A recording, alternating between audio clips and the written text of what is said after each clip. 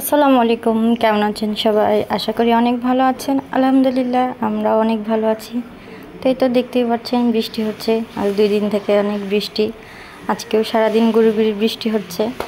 তো তাই আজকে ভাবলাম খিচুড়ি খাবো, বৃষ্টি হচ্ছে বলে কথা, খিচুড়ি না হলে চলে। তাই আজকে আমি করে নিয়েছি খিচুড়ি, খাসির মাংস, বেগুন ভাজা, আচার, সাথে লেবু আর কাঁচামরিচ। কি লাগে। তো আজকে আমরা খিচুড়ি খেয়ে নেবো। দেখতে পাচ্ছেন খিচুড়ি নিয়ে নিয়েছি।